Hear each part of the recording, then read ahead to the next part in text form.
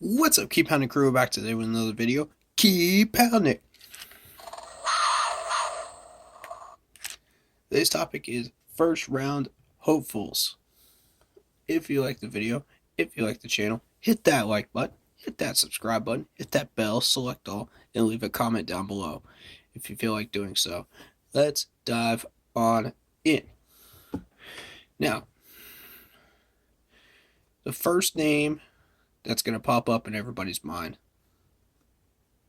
is Sewell, the offensive tackle from Oregon. I think he's on everybody's radar at this point, and he's definitely the best tackle in the draft. So, that being said, if Sewell is not on the board, who do you go for next? Now, we have said that we are still searching for a quarterback, which means Mac Jones would be the next one, or Trey Lance.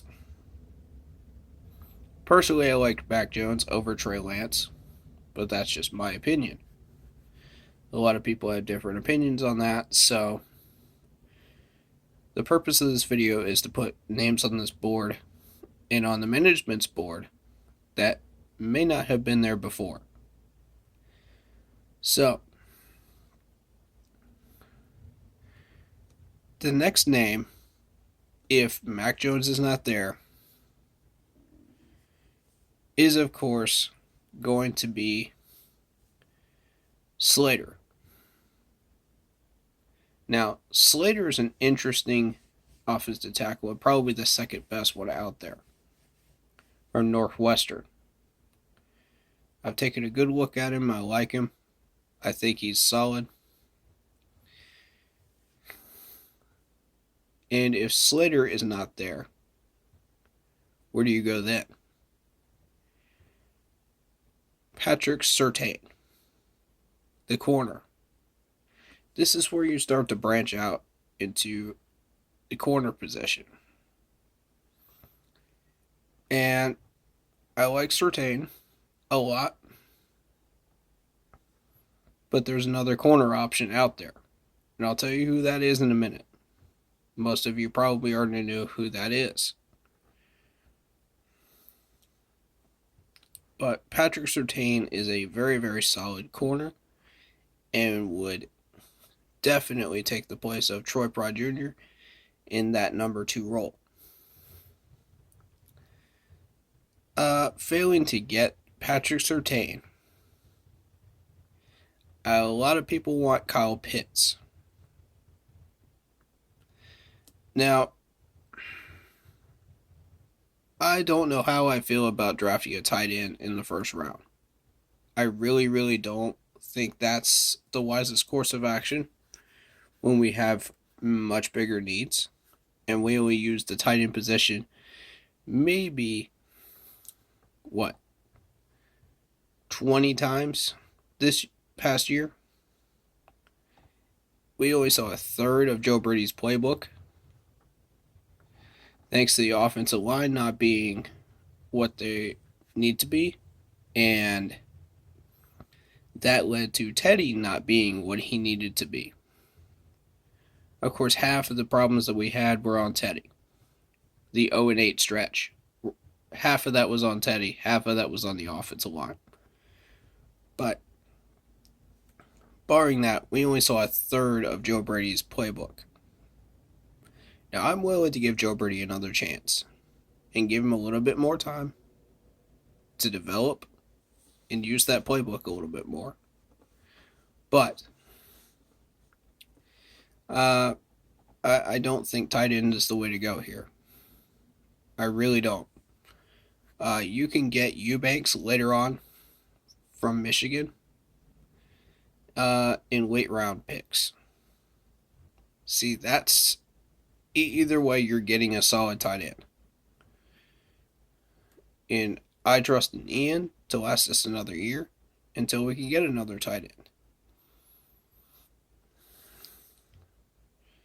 Now,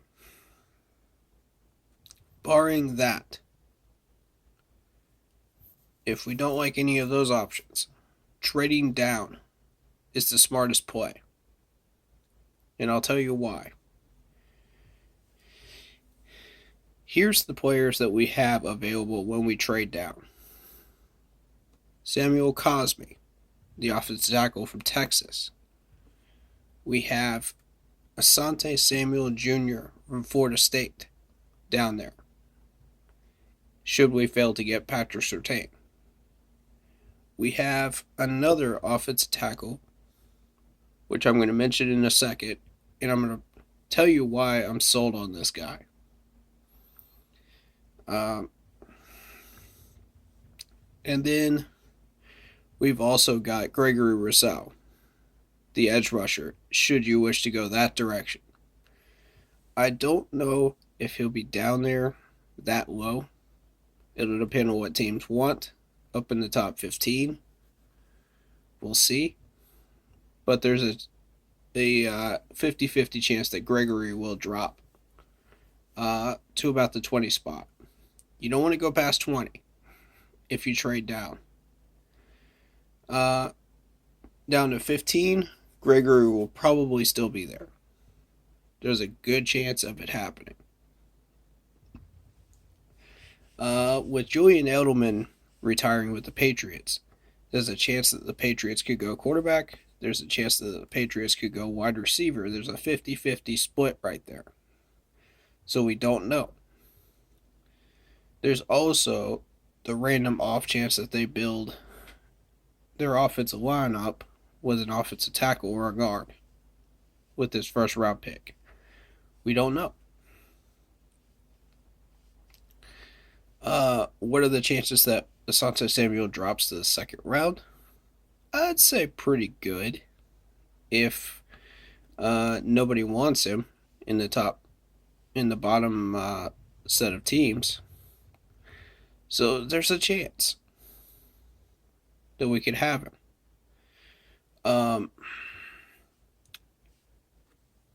And my thing is, if we do drop down and trade down, we want to also ask for a third round pick in this draft when we do that.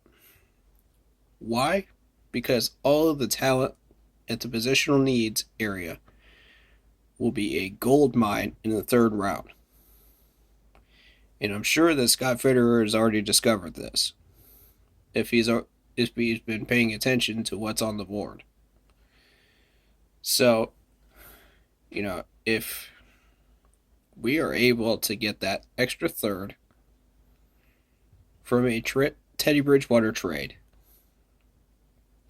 plus a third from trading down our first round pick, imagine what we could do with that. Just think about it, folks. We could get 2 corners. We could get a guard.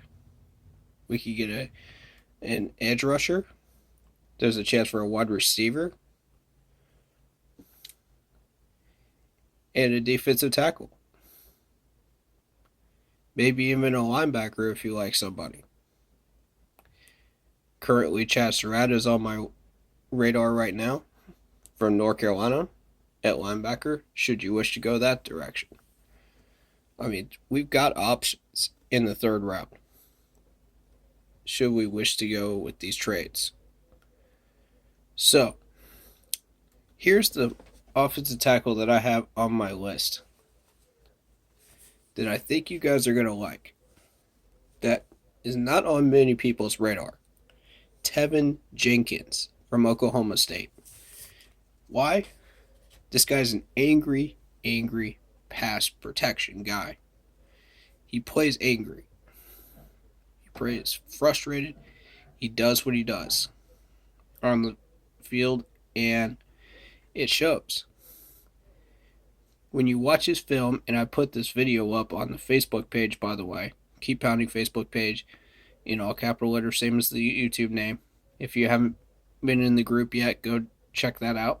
I do live streams as well as game day posts. So, and I also put up opinions, polls, all kinds of stuff. So go check it out. It's worth your time. But I put up a video of Tevin Jenkins, and you can see it every single clip. This guy pushes his defensive lineman that he's uh, guarding against at least 5 yards. If that doesn't show you strength and the fact that he's got good hands, good footwork, good technique, good motivation, good strength, that's exactly what you're looking for in the next round offensive tackle in a NFL draftee. So I think somebody's going to get a gold mine out of this guy. And should we wish to trade down, we could get Tevin Jenkins, and Samuel Jr. would be there in the second. It's there, folks. I ran a few mock drafts. It's there. So keep your eyes peeled. This guy could be the difference maker and change your whole game plan around. The rest is up to you, Scott Fitterer. Ball's in your court. I mean, I would not be mad at any of these choices because all of them have instant impact that help us immediately. So just let us know. What do you think, Scott? I think all of these options are very, very good for us. And I'll be putting out videos on the rest when I am ready and when I fully research them. So, just giving you some first round thoughts. Tell me what you think in the comment section. Let me know. I want to hear what you have to say. Keep pounding, crew. And thank you for watching. And we'll see you in the next one. Keep pounding.